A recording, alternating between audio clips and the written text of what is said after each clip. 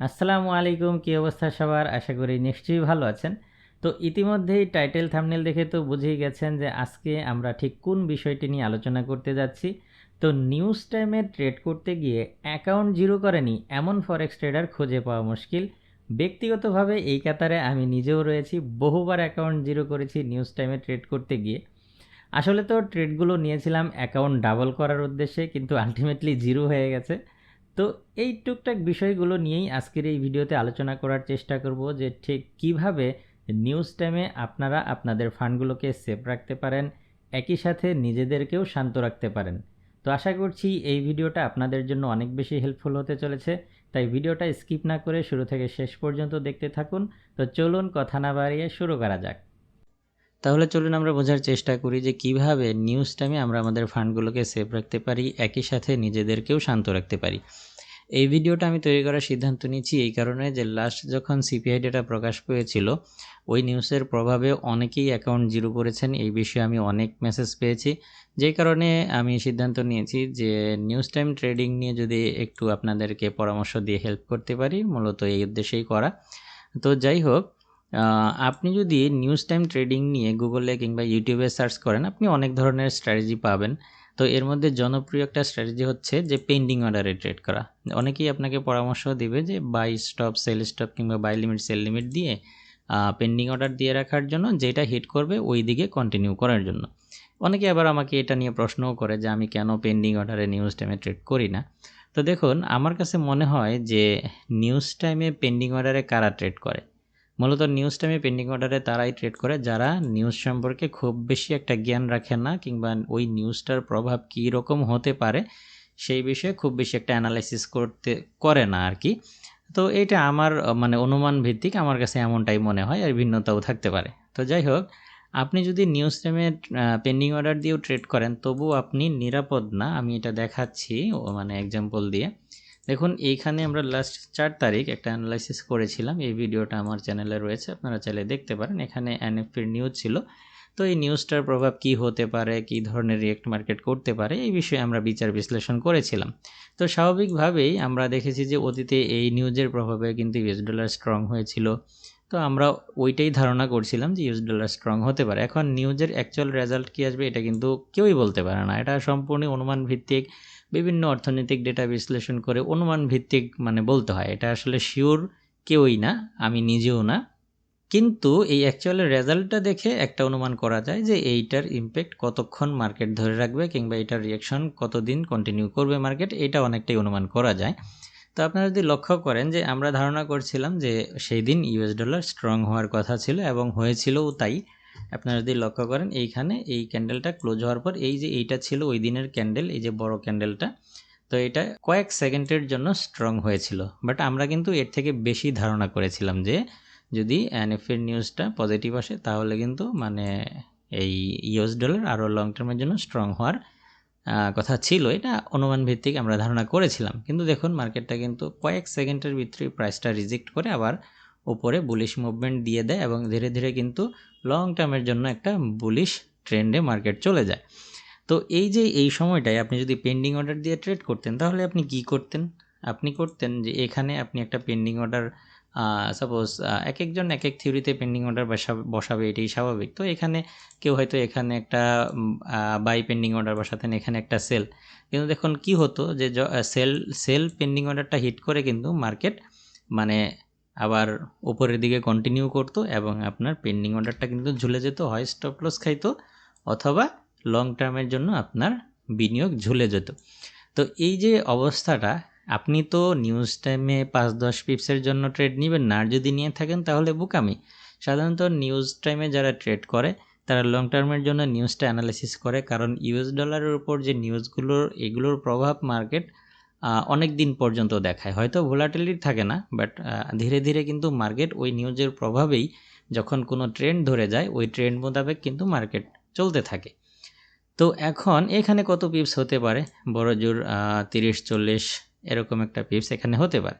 তো এটা দিয়ে কিন্তু মার্কেট পুরো রিজেকশন দিয়ে কিন্তু ধীরে ধীরে মার্কেটটা বুলিশ ট্রেন্ডের দিকে চলে যায়। তাহলে এই ক্ষেত্রে আপনার সেল ট্রেডটা কিন্তু হয় স্টপ লস হিট করেছে অথবা ঝুলে গেছে, এই তো ব্যাপারটা। তো এই কারণে পেন্ডিং অর্ডারটাও কিনা নিউজ টাইমে নিরাপদ বলে আমার কাছে মনে হয় না। তারপরে আমরা যদি অ্যানালাইসিস করি যে ঠিক আছে আমি নিউজ টাইমে পেন্ডিং অর্ডারে ট্রেড করলাম না, তাহলে আমি কিভাবে ট্রেড করতে পারি? তাহলে আপনাকে সফলভাবে নিউজ অ্যানালাইসিস করতে হবে, তারপরে দেন ওই মোতাবেক ট্রেড করতে হবে, এই তো ব্যাপারটা। কিন্তু এইখানে একটা কথা আছে যে আপনি সফলভাবে নিউজ অ্যানালাইসিস করেও ব্যর্থ হতে পারেন। কীরকম সেটা আপনাদের মনে আছে কি না আমি জানি না, লাস্ট যে ফেডারেল রিজার্ভের যে সুদের হার বাড়ানোর জন্য যে মিটিংটা ছিল, এফওএমসি মিটিংটা, সেই বিষয়ে কিন্তু আমি অ্যানালাইসিস দিয়েছিলাম আমার চ্যানেলে, এবং আমি ওখানে কি বলেছিলাম যে ওই দিন 50 বেসিস পয়েন্ট অথবা 75 বেসিস পয়েন্টে সুদের হার বাড়তে পারে, এবং আমি এও বলেছিলাম যে 50 বেসিস পয়েন্ট বাড়লেও ইউএস ডলার স্ট্রং হবে এবং 75 বেসিস পয়েন্ট বাড়লেও ইউএস ডলার স্ট্রং হবে। কিন্তু আমরা নিউজের রেজাল্ট কি দেখেছি যে 75 বেসিস পয়েন্টে সুদের হার বাড়ানো হয়েছিল। তাহলে স্বাভাবিকভাবেই যেহেতু আমাদের অ্যানালাইসিসটা সফল হয়েছিল এবং সেই মোতাবেক ইউএস ডলার স্ট্রং হওয়ার কথা ছিল। আচ্ছা, কিন্তু যখনই আমরা দেখলাম যে 75 বেসিস পয়েন্ট সুদের হার বাড়ানোর পরেও, আপনাদের মনে আছে কি না, এইটা ছিল ওই দিনের ক্যান্ডেল, এই যে এই দুইটা ক্যান্ডেল ওই সময় নিউজ টাইমের ক্যান্ডেল। কি করলো? 75 বেসিস পয়েন্ট নিউজের রেজাল্ট আসার পরও মার্কেটটা হুর হুর করে উপরের দিকে উঠতে থাকলো। যারা ওই টাইমে আমার সাথে অ্যাক্টিভ ছিলেন তারা জানেন যে তখন কি হয়েছিল মার্কেটে। কিন্তু এটা কি হওয়ার কথা ছিল? ছিল না, কারণ আমাদের অ্যানালাইসিস মোতাবেকে কিন্তু নিউজের রেজাল্ট আসছিল। তাহলে স্বাভাবিকভাবেই ইউএস ডলার স্ট্রং, এবং কি তখন কিন্তু আমাকে অনেকেই মেসেজ করতেছিল যে ভাইয়া নিউজ তো পজিটিভ, বাট ডলার উইক হয়ে গেল কেন, ডলার উইক হয়ে গেল কেন, ডলার তো মানে স্ট্রং হওয়ার কথা, বাট ডলার দুর্বল কেন হচ্ছে, অনেকেই মেসেজ দিচ্ছিলেন। দেখুন, তাহলে এই সময়টায় এখানে কিন্তু অনেক পিপস, প্রায় আমি কেউ পিপিটিস বলে, কেউ পয়েন্ট বলেন, যেভাবেই বলেন না কেন, যদি পিপিটিসের হিসাব করেন প্রায় 1000-এর উপরে ছিল, আর পিপসের হিসাব করলে প্রায় 100 পিপসের উপরে ছিল। এই ক্যান্ডেলটা উপরে মুভমেন্ট দিয়ে আসছে।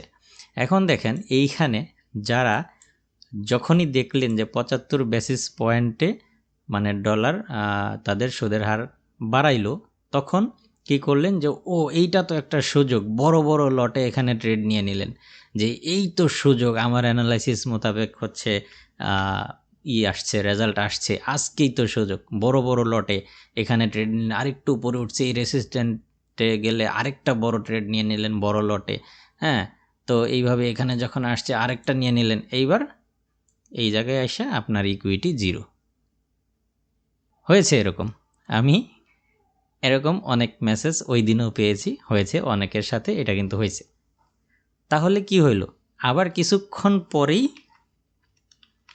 মানে পরের ক্যান্ডেলটাতেই প্রাইসটা পুরো রিজেকশন দিয়ে ধীরে ধীরে কিন্তু লং টার্মের জন্য বেয়ারিশ মুভমেন্টের দিকে মার্কেট কন্টিনিউ করলো, কিংবা বেয়ারিশ ট্রেন্ডের দিকে মার্কেট চলে আসলো।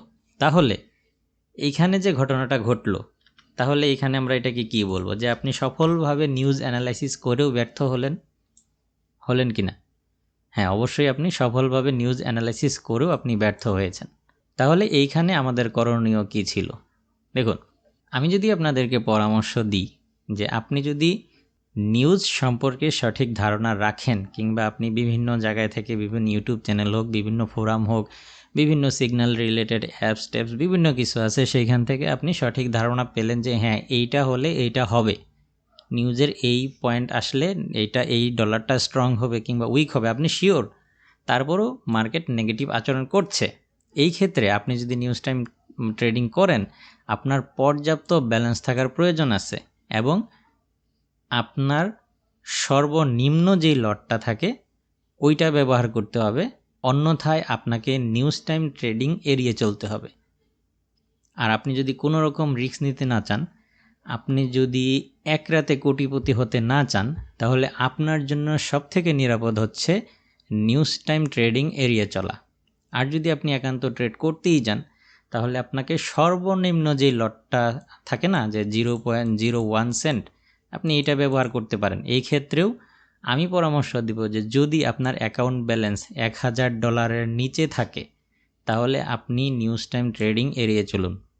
আর যদি $1000 ব্যালেন্স আপনার থেকে থাকে তাহলে নিউজ টাইমে, এখানে আবার নিউজের ক্যাটাগরি আছে, আপনার বড় বড় নিউজ থাকে, মিডিয়াম নিউজ থাকে, যেমন ফেডের নিউজগুলো, ফমাকের নিউজগুলো, এনএফপির নিউজগুলো, এগুলো হচ্ছে মানে বড় ধরনের নিউজ। এই সময় আপনি 0.01 সেন্টে ট্রেড করতে পারেন যদি আপনি সঠিকভাবে নিউজ অ্যানালাইসিস করতে পারেন। অন্যথায় যদি এই অ্যামাউন্টের নিচে আপনার অ্যাকাউন্ট ব্যালেন্স হয়ে থাকে তাহলে আমি বলবো যে আপনার জন্য নিউজ ট্রেডিং না।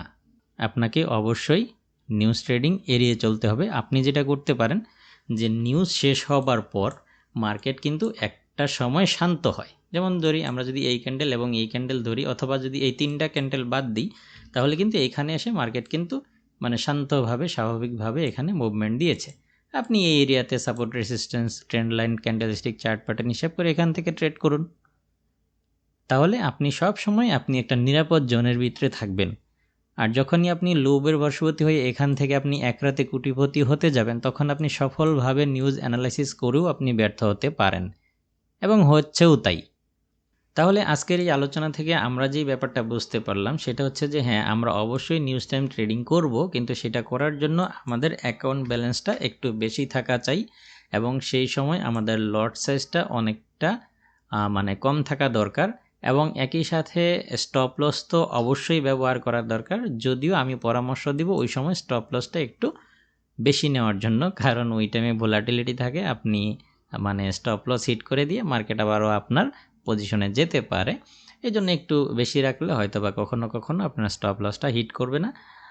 আর দ্বিতীয়ত হচ্ছে অবশ্যই মার্কেটের এই যে ট্র্যাপগুলো থাকে এগুলো কিন্তু ট্র্যাপ, হ্যাঁ, আপনি এই ট্র্যাপে কখনোই পা দিবেন না। এই যে এটা ছিল, যখন অনেকেই কিন্তু এখান থেকে যখন এই রেসিস্ট্যান্সগুলো ভেঙে গেল, তখন এখানে হয়তো বা অনেকেই বাই নিয়েছে যে না, আজকে ফেডের নিউজে ডলার স্ট্রং হবে না উইক হবে, অনেকেই থাকতে পারে নতুন ট্রেডার, তারা কিন্তু টোটালি এই ট্র্যাপে পড়ে গেছে। তো এই ট্র্যাপে পড়ার পর আবার আস্তে আস্তে কিন্তু তাদের অ্যাকাউন্টগুলো মার্কেট ঠিকই জিরো করে দিয়ে আবারও বুলিশ ট্রেন্ড মানে বুলিশ মুভমেন্ট দিয়ে আবার উপরে চলে আসছে। তাহলে এই ট্র্যাপে পা দেওয়া যাবে না, এই জন্য অবশ্যই সেই সময় মানে নিজেকে শান্ত রাখতে হবে।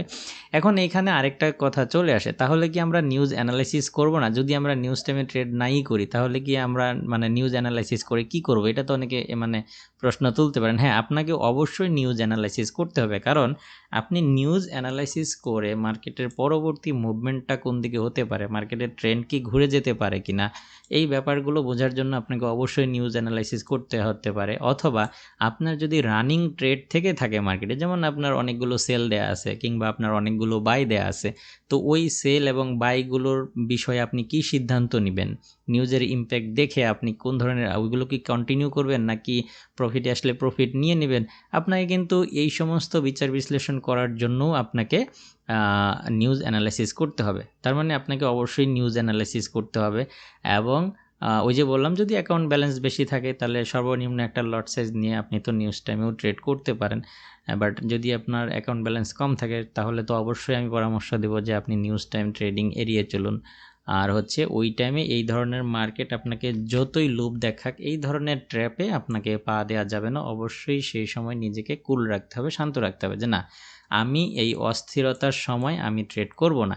মার্কেট যখন একটা শান্ত পরিবেশে মুভ করতে থাকবে, আমি তখন টেকনিক্যাল অ্যানালাইসিস করে তখন আমি ধীরে ধীরে ওই দিকে ট্রেডে যাব। তো আপনি আস্তে আস্তে পথ চলুন, দেখবেন যে আপনি কখনোই পথ হারাবেন না। কিন্তু যখনই আপনি এক রাতে বড়লোক হওয়ার চেষ্টা করবেন, একদিনে অ্যাকাউন্ট মানে ডাবল করার, ট্রিপল করার চেষ্টা করবেন, তখনই আপনি পথ হারাবেন।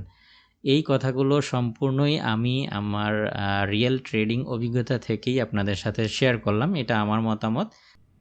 এতক্ষণ পর্যন্ত ভিডিওটি দেখার জন্য আপনাকে অসংখ্য ধন্যবাদ। এই ভিডিওতে আমি যেই তথ্যগুলো শেয়ার করেছি তা সম্পূর্ণই আমার ব্যক্তিগত মতামত।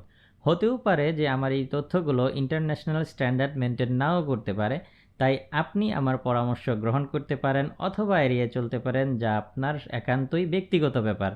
তো আপনি যদি এই ভিডিও থেকে নতুন কিছু শিখে থাকেন তাহলে ভিডিওতে একটা লাইক দিবেন, কমেন্ট করে আপনার মতামত জানাবেন, এবং এই ভিডিওটা যদি আপনার কাছে হেল্পফুল মনে হয়ে থাকে তাহলে আপনি আপনার বন্ধুবান্ধবদের সাথে এই ভিডিওটা শেয়ার করতে পারেন। তো দেখা হবে পরবর্তী কোনো ভিডিওতে অন্য কোনো টপিক নিয়ে। সেই পর্যন্ত আপনি ভালো থাকুন, সুস্থ থাকুন। আল্লাহ হাফেজ।